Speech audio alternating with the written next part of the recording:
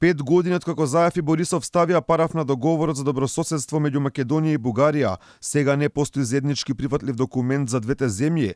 Непостојањето на таков документ е причина за блокада на европскиот пат, за која во моментов тешко се гледа начин да биде тргната. Зборовите дека не постои заеднички прифатлив документ дојде од устата на премиерот на Македонија. Во овој момент не постои документ кој што е заеднички прифатлив за двете страни и кој што може да представува основа за решение. На нас ни е потребно брзо решение, меѓутоа неизбрзано решение. И покрај потпишаниот договор дека немаме договор со Бугарија, многу пати можевме да слушнеме од министрот за надворешни работи Бујар Османи. Има чинители во Република Бугарија кои што не само што сакаат блокадата да продолжи, туку и по можности вината да биде наша пред светот. И затоа има и обиди за блокада и обиди за провокација.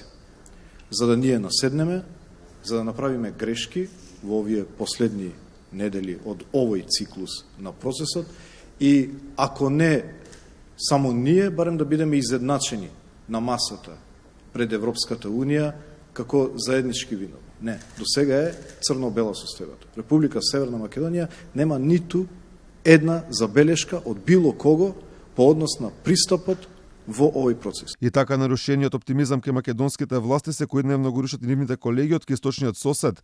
Премиерот Кирил Петков повтор пати откажа својата посета на Скопје, велејќи дека немало договор, а со тоа немало ни причина да дојде во Македонија. Порака ни испрати шефицата на бугарската дипломатија Теодора Генчовска.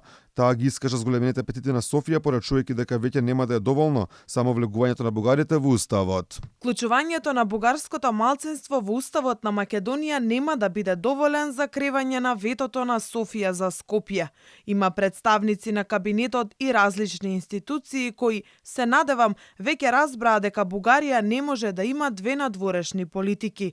Ако има некаков напредок за тоа како ќе се развиваат нашите односи со Македонија во иднина, сето тоа ќе помине низ одлука на Националното собрание.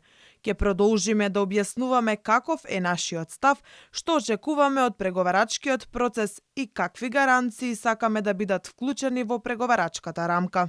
Од бугарскиот председател Румен Радев ни пристигна порака дека мора да има писмени гаранции дека Македонија ќе го испочитува договореното со Бугарија. Лидерот на ВМРО ДПМН Христијан Мицкоски порача дека вакво нешто би била комплетна капитулација за Македонија. Ако тоа го прифати оваа влада, тоа значи комплетна капитулација. Да преведам, или асимилација и европска иднина, или никогаш нема да имаме европска иднина. Тоа е изборот. Немаме трета опција.